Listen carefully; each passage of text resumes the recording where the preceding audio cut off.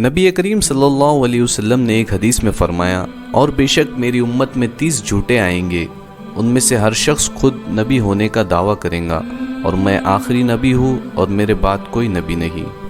ایسے لوگ ہمیں صرف 19 ملے ہیں جنہوں نے جھوٹا نبوت کا دعویٰ کیا ہے۔ سب سے پہلے نبوت کا جھوٹا دعویٰ اسود عنسی نے کیا۔ یہ صنع یعنی یمن کا رہنے والا تھا، اسے فیروز دہلمی نے قتل کیا تھا۔ پھر اس کے بعد مسیلمہ کذاب یمامہ میں گزرا، جس کو حضرت وحشی بن حرب رضی اللہ عنہ نے قتل کیا۔ اس کے بعد طلحہ ازدی نے نبوت کا دعویٰ کیا تھا۔ یہ ایک کاہن تھا، بنی اسرائیل کے بعض قبائل اس پر اسلام لائے، مگر بعد میں یہ حضرت عمر رضی اللہ عنہ کے ہاتھ پر بیعت ہو کر مسلمان ہوا۔ اس کے بعد سجاہ بنت الحارث نے نبوت کا دعویٰ کیا تھا، اور اس نے اپنی قوم پر 5 وقت کی نمازوں کو باقی رکھا تھا۔ اس نے مسیلمہ کذاب سے شادی کر لی تھی۔ سجاہ نکاح کے بعد مسیلمہ کے پاس 3 دن رہی۔ جب اپنی قوم میں آئی تو قوم نے مہر نکاح کے متعلق پوچھا اور کہا کہ بغیر مہر کے تو نکاح نہیں ہوتا۔ اس پر سجاہ مسیلمہ کے پاس گئی تو مسیلمہ نے کہا کہ میں نے تیرے مہر میں تیری جماعت کے لیے 2 نمازیں یعنی عشاء اور فجر معاف کر دی ہے۔ مگر بعد میں یہ عورت حضرت امیر معاویہ رضی اللہ عنہ کے زمانے میں مشرف با اسلام ہوئی۔ مختار سقفی نے بھی نبوت کا دعویٰ کیا تھا، اور یہ عبداللہ بن زبیر رضی اللہ عنہ کے زمانے میں گزرا۔ بہبود نے بھی نبوت کا دعویٰ کیا تھا، یہ خلیفہ معتمد باللہ کے زمانے میں گزرا ہے۔ کرامتی فرقے کے ایک شخص نے بھی نبوت کا دعویٰ کیا تھا، بعد میں اس نے حجر اسود چرا لیا تھا۔ نواح نام کے ایک علاقے میں بھی ایک شخص نے نبوت کا دعویٰ کیا تھا۔ ملک یمن میں ایک شخص گزرا جس نے اپنا نام لا رکھا تھا، اور وہ یہ کہتا تھا کہ حضرت صلی اللہ علیہ وسلم نے میرے متعلق بشارت دی ہے کہ لا نبی بعدی، لا میں ہی ہوں۔ ایک اور عورت نے نبوت کا دعویٰ کیا تھا جو کہتی تھی کہ حضور صلی اللہ علیہ وسلم نے لا نبی ہی تو کہا تھا، لا نبیۃ بعدی تو نہیں فرمایا تھا۔ یہ حدیث مردوں کے حق میں ہے، عورتوں کے حق میں نہیں۔ آپ کے بعد عورت نبی ہو سکتی ہے، ایسا کہہ کر اس نے نبوت کا جھوٹا دعویٰ کیا تھا۔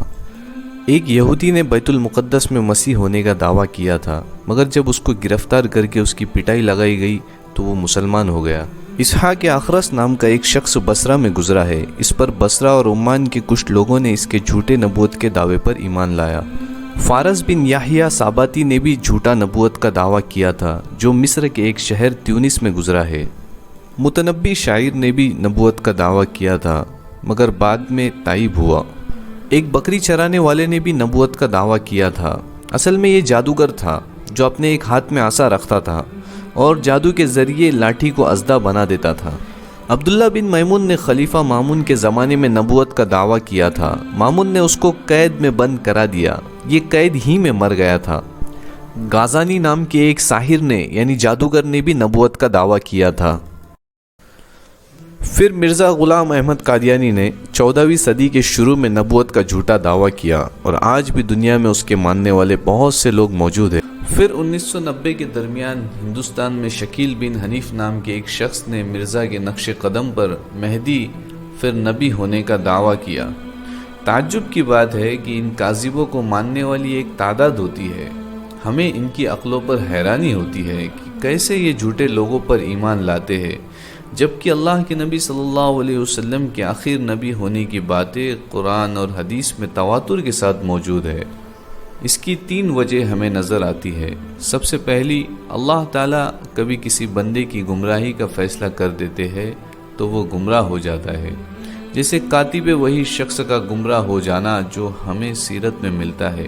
یہ بڑی مثال ہے، اس لیے ہمیں ہر وقت اللہ تعالیٰ سے ہدایت کی دعا کرنی چاہیے، خصوصاً یہ دعا کا اہتمام کرے، ربنا لا تزغ قلوبنا بعد اذ ہدیتنا وہب لنا من لدنک رحمہ انک انت الوہاب۔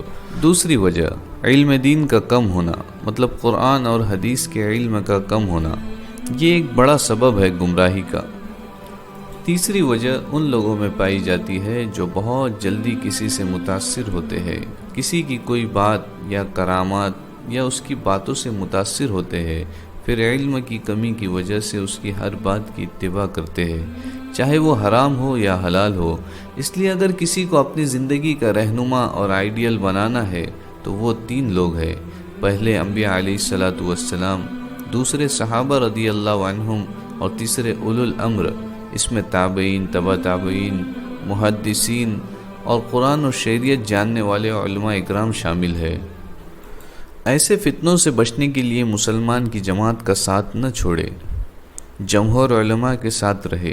اپنے دوستوں اور رشتہ داروں کو بھی ان فتنوں سے آگاہ کرنے کے لیے یہ ویڈیو ان تک ضرور پہنچائے اور ہمارے چینل کو سبسکرائب کرے۔